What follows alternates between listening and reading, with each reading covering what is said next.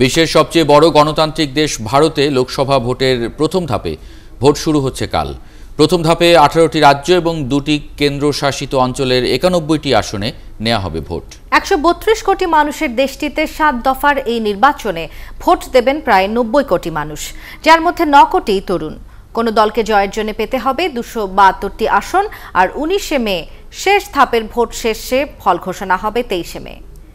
India, a subcontinent rich in culture. বহু ভাষা, বর্ণ আর সংস্কৃতির দেশ ভারতে ভৌগোলিক আকার আর জনসংখ্যার হিসেব মাথায় রেখে প্রতিবারই ভোট হয় ধাপে ধাপে।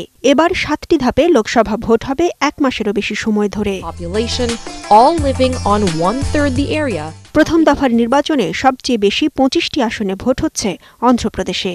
এছাড়াও রাজ্যটির 175টি বিধানসভা আসনেও নির্বাচন হবে। 17টি আসনে ভোট হবে তেলেঙ্গানায়। এছাড়া মহারাষ্ট্র, আসাম, উত্তরপ্রদেশ, পশ্চিমবঙ্গ, জম্মু ও কাশ্মীর সহ ভোট নেওয়া হবে আরও 49টি আসনে।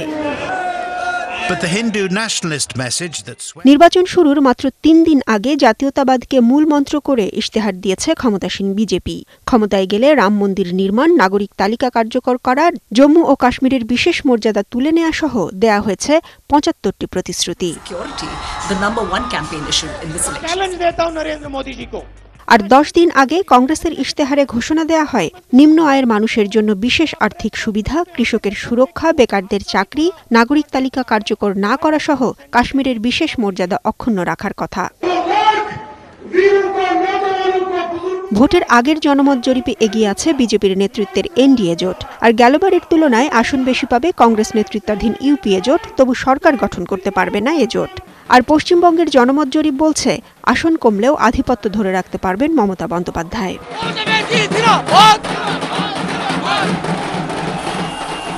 প্রথম ধাপের ভোটের জন্য এরই মধ্যে পৌঁছাতে শুরু করেছে নির্বাচনী সামগ্রী। 7 দফার নির্বাচনে দেশ জুড়ে 1841টি দল থেকে 543টি আসনের বিপরীতে লড়বেন 8000-এরও বেশি প্রার্থী। 10 লাখেরও বেশি ভোট কেন্দ্রে ভোট দেবেন প্রায় 90 কোটি voter. Quality of India's democracy and the Barna Tarana, 71।